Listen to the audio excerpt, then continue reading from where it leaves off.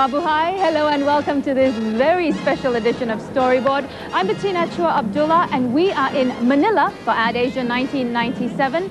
This is the Asian Advertising Congress. It is the industry's biggest, brightest event. Something like 2,000 delegates have come to the Philippines just for Ad Asia. The Filipinos themselves have not hosted this event for 19 years, so they are determined to put on a great show. Storyboard is here to bring you the highlights on this special program. On today's show, a glittering start to the festivities and the truth about what really happens at Ad Asia. Industry leaders on the future of advertising in Asia and around the world. Is it time for big changes in the way we do business? WPP's Martin Sorrell takes the lead, but is there anyone behind him? And ouch, ouch, ouch! Just how badly will Asia's currency crisis hurt the ad industry? Philippine businesses tell us if they're feeling the pinch. The theme for the conference is Imagine Asia. The hosts say it's a tribute to the creativity of Asian advertising. Now that is somewhat ironic because Ad Asia has developed a reputation as being something of a suit fest, a place you come to schmooze important clients and get close to the industry's bigwigs. But that's not to say it's all work and no play, as we found out on location in Manila.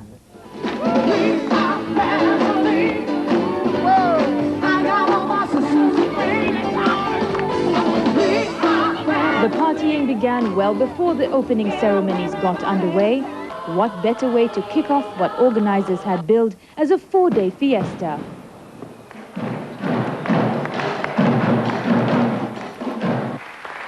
I now declare at Asia Manila 97 open.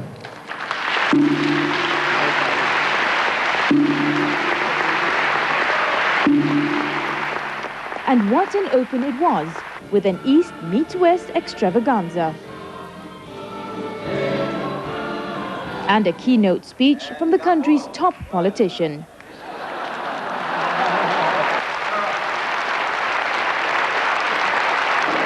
But of course, the delegates who packed into this auditorium didn't come for the political insights.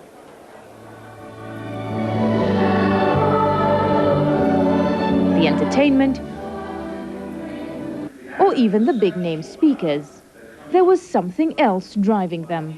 It's a great place to meet people, to meet publishers, meet people from the advertising industry generally, compare notes, see how whether we're all going in the same direction or different directions, get new ideas. Put two advertising men together and they'll talk business, you know. So we hope that we will get some connection, you know, some affiliations, and you know, there are a lot of clients here also, and maybe one or two might come our way, you know. Of course, others had, perhaps, more realistic expectations. You meet people, I think you collect business cards, and probably half of them are always wasted somewhere, and you forget which card belongs to whom, unless you take notes on the back of it.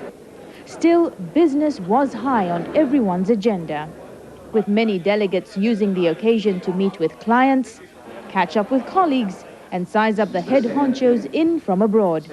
No question, the suits had run off the place. But that's not to say creatives had no business being here. Well, hopefully, you know, $5,000 or $10,000 on the final night when the award show, you know, are given out. But I mean, I think apart from that, it's the great thing about things like this is you meet so many people you haven't seen for ages. You know, you bump into lots of new people. I think, you know, that's the main value of it. The rest of it is just an excuse to be here, really.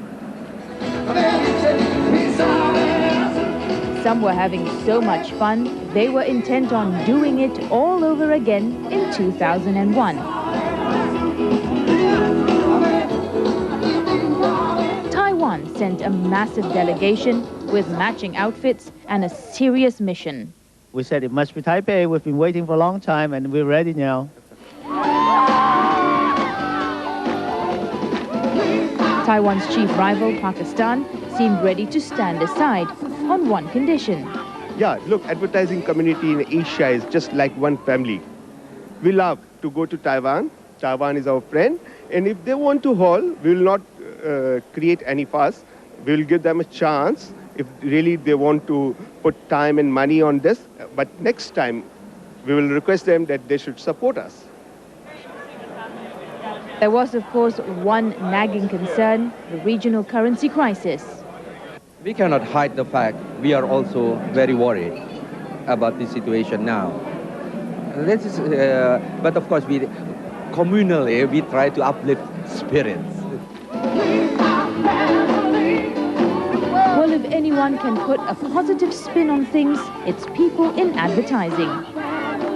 And as the host keeps saying, if everyone works together, just imagine what Asia can do.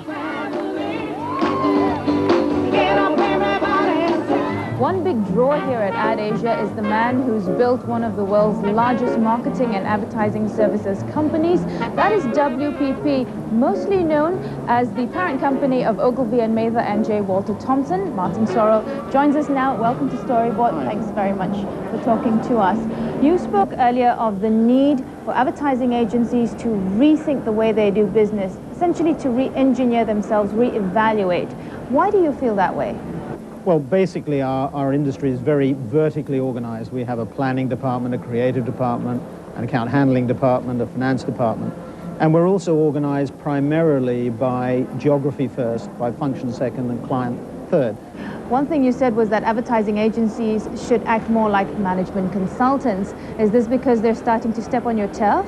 Yes, I think they are. I mean, it's something we highlighted in our annual report about 4 or 5 years ago. The figures that you find don't indicate that Bain or Boston Consulting Group or Monitor or McKinsey are making much inroads. But what's really happened is there's been an increasing recognition amongst clients and amongst academics that all business policy is really marketing strategy or policy. We all start with the consumer and work backwards.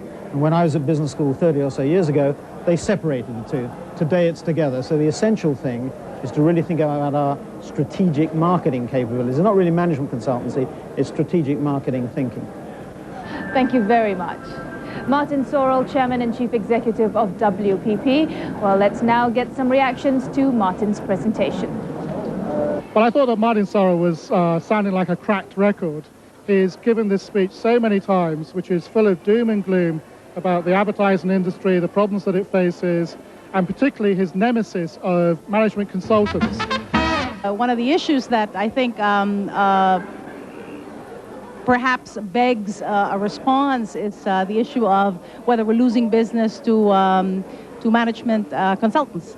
And my answer to that is, first of all, I don't think that's happening to a great extent here in Asia as it's happening maybe on the Western Hemisphere. And the way that people in the Western Hemisphere have learned how to respond to that is you work with the management consultants. I mean, you get the management consultant then to buy into the philosophy of the agency, and the consultant themselves become salespeople for agency services. If you can't get rid of them, I think the right answer is work with them.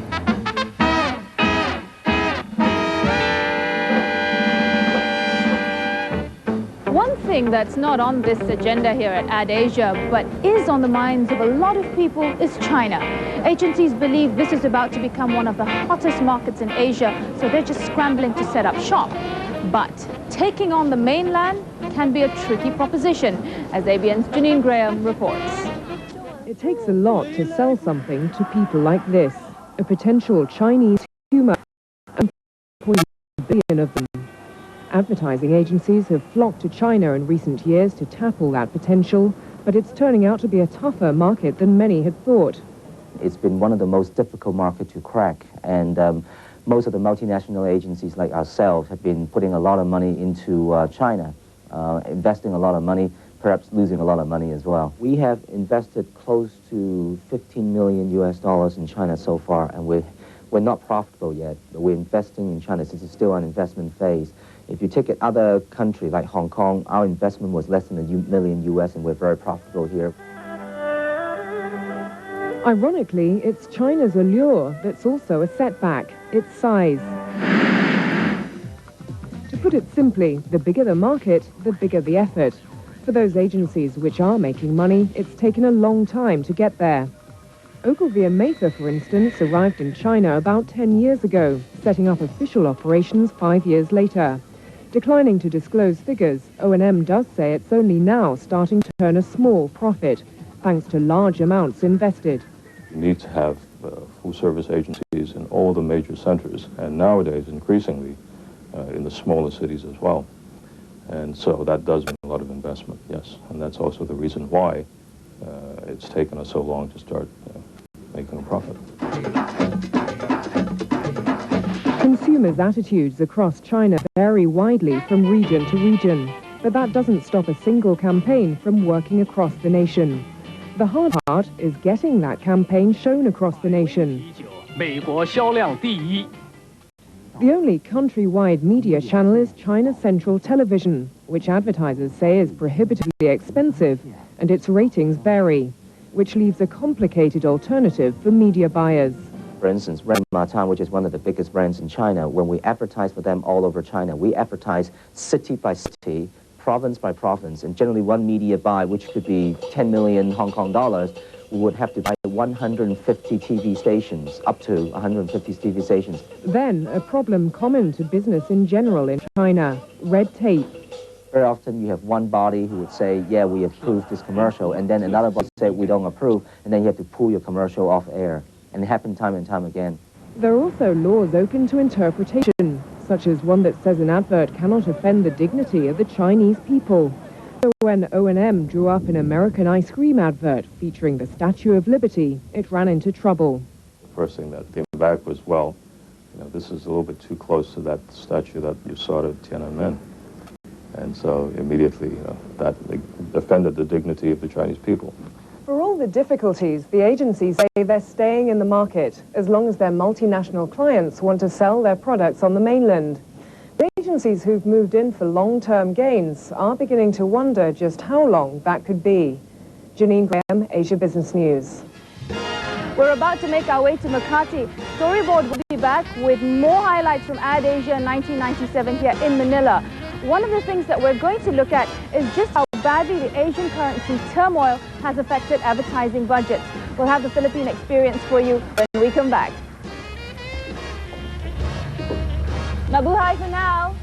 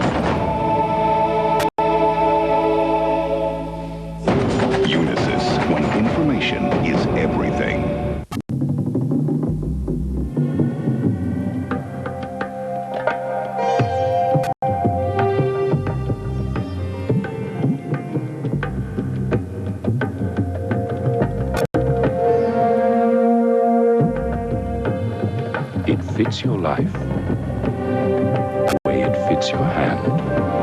The new GF 788 from Ericsson.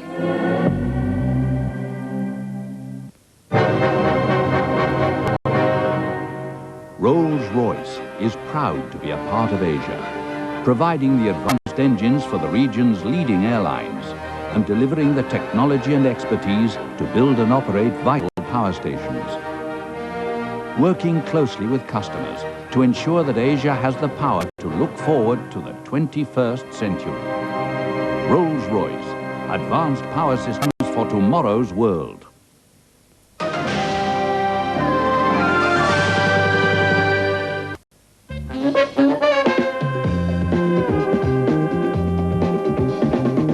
Welcome back to this special edition of Storyboard, coming to you from Manila. We are here for Ad Asia 1997. Everyone has has been talking about money, especially how there is a lot less of it now, given that regional currencies took a dive. The Philippines, of course, no exception, the peso having lost some 30% of its value against the US dollar. Right now, we are making our way through very bumpy traffic to the business district of Makati, where we'll try and get a sense of just how much pain the ad industry here is feeling. Not long ago, advertising here, like in the rest of South Asia, was a booming business. Spending was rocketing ahead at nearly 20% a year, 3 times as fast as the country's economy as a whole. But as the peso slumped against the US dollar, consumer spending power took a hit, and that's put advertisers, clients, and media owners a bit on edge. The first to go would be the advertising budget. And, you know, when products are not moving in the shelves, there's no reason for them to advertise. So right now, actually, what's happening is it's a wait-and-see attitude. We haven't seen the effects of the devaluation this year. We're expecting the full brunt next year. So everybody's gearing up for next year simply by having more clients, making more new business pitches, actually trying to do make up for the 30% devaluation, and at the same time trying to make up for what is sure to be cut back from a few clients. But not every client is cutting back. Consumer products companies like Johnson & Johnson say that strategy would be too dangerous. And on the contrary, we're putting more money behind advertising. We feel that during tight situations like this, last thing that we'd like to do is have consumers forget our brands. And normally when a currency crisis comes or a economic crisis comes along, consumers react by losing some of their brand loyalty. And so we feel, as a philosophy, we have to advertise some more. that's a welcome relief to the agencies that handle their accounts. Ogilvy and Mather, for one, is projecting another solid year of growth in the Philippines, with revenues forecast to jump 20% in 1998, thanks to clients who are, you guessed it, committed for the long term. There's been plenty of opportunity for clients to cut back in the last quarter if they wanted to, and that normally happens if they're trying to protect profit margins. We haven't seen that. We've seen aggressive long-term thinkers like Pepsi, like Unilever, like Kimberly-Clark, all of these putting their money where their mouth is and investing more. For some multinationals, there's even a silver lining to the cash crunch. Monsanto, which sells agricultural chemicals here in the Philippines, suddenly has about 30% more to spend. Our advertising budget is in dollars, so our advertising budget can actually buy more in local currency. So there is a dark side and a pleasant side, if you will. But there's an added twist. President Ramos gave a plug to the industry and the economy at the Ad Asia opener. It's because of Ad Asia 97. Ramos is widely credited with creating a favorable economic climate in the Philippines, but his term expires next year. And who he'll back as his successor and what their approach to the economy will be is still a big question mark. Every time there's an election, there's a lot of money floating around, obviously. But that's at the first half of the year. On the second half of the year, can you imagine? If you don't have the right president, then there might be even further impact on the peso. And then you will have, it would have dried up. The money would have dried up by the second half of the year because elections is in May. So the second half would be really tough. Plus, of course, the El Nino. So it's a triple jeopardy next year. For now, though, advertisers and media owners are hoping that clients keep the faith in the long-term potential of the market and the power of advertising to reach it. We're back from Makati, and let's just try to take a break from the currency crisis for just a minute and catch up with one of our Buzz regulars. It is Ken Kenzie, and he's, of course, hard at work. We'll see if he's got anything juicy for us. Hi, Ken. What's new? Tina, I don't care what anyone says. These conferences are really tough. What do you think about the conference topics? Did you find them relevant? I think the topics are relevant, but you may notice that the speakers didn't speak to the topics half the time. Martin Sorrell, for example, was supposed to talk about East meeting West in advertising, a hackneyed topic, I know, but he gave the same speech he's been given for 3 years, preceded by the same joke. He's been delivering for 3 years. That's what you like to see different at Ad Asia. You've been to a lot of them. Is this going to be old hat for you? Well, it is when the speakers give the same speeches at 2 Ad Asias in a row. I mean, this guy should be shot. Really, they come out here, and they're obviously, they've been begged to come out here by the people who work for them in Asia. We don't want to see the head of some Western agency based in New York coming out here, showing ads other people did, basking in the reflected glory of that advertising, and then walking around as if they own the world. These guys have got to impart some knowledge, or perhaps they don't have any knowledge. That's the scary thing. Well, that may explain why not everyone thinks it's worth attending something like Ad Asia. Listen in now on Shop Talk as 3 voices of dissent tell us why they decided it would be better to stay home.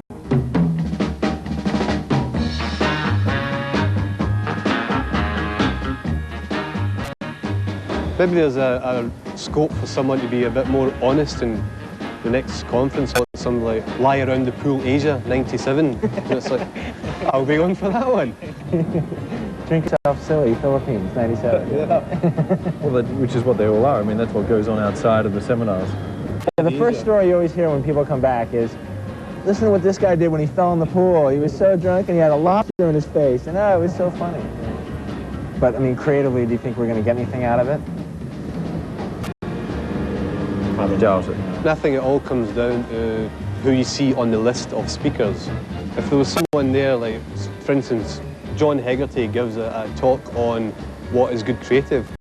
Most creatives who saw that think, I'd really like to see that. But not just in Asia. I mean, if you look at other conferences over the last year or whatever, you don't seem to see those people. The danger is you're preaching to the converted at a lot of these shows anyway. Guys like us go along and we've heard it, a lot of it before. It's not a total waste of time. I think that for the right people, perhaps client executives, younger advertising people, it's worthwhile. A chance to get out of the office for a few days is always nice. Any of those seminars, you get the opportunity to meet with people that otherwise you wouldn't normally meet.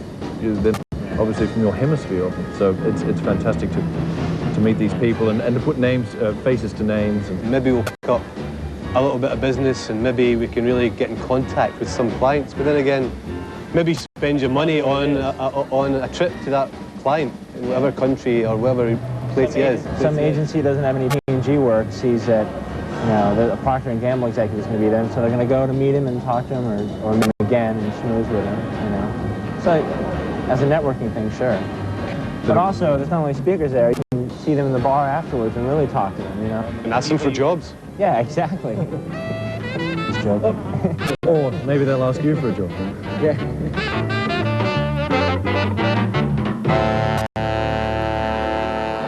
Ad Asia would not be complete without its own awards night, and this is it. This is the big night for some of the creative agencies. What we're going to do is show you now the commercial that took the top honors. Let's roll tape.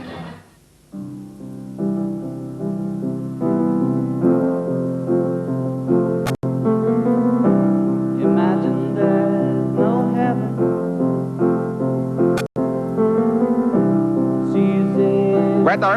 Weather! Sorry, sir. Would you like to take the fish home? Poor fish. Why don't you put it after the liver?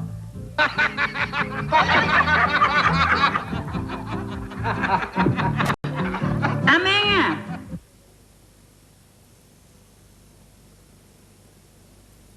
Mama? Come here. Mama, what are you doing here? Bend over. You promised to be a good boy. Why are you wasting your food? Don't you remember the rhyme I taught you? Jack and Jill set out to sea to bring me fishes for my tea. They use up fuel, they use up ice, and cook with gas to make it nice. They even have to work by night and use up the electric light. Just think of the energy. I mustn't waste a single bite. Once more. Jack and Jill set out to sea. Wasting food wastes energy. Think before you order.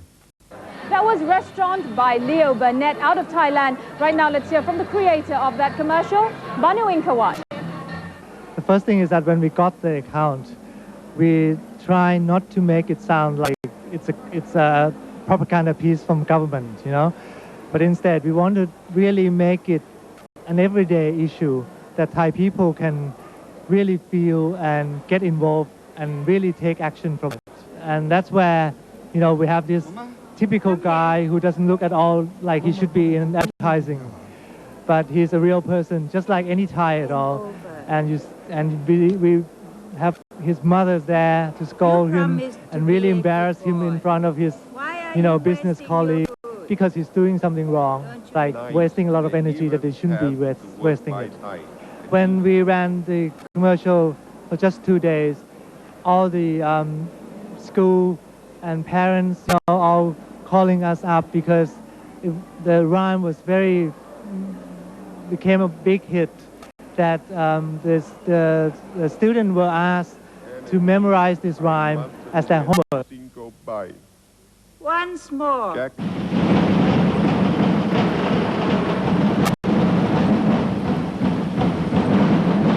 Congratulations to all the winners, and especially to the hosts here at AdAsia 1997 in Manila, who have done a marvelous job. I'm Bettina Chua Abdullah.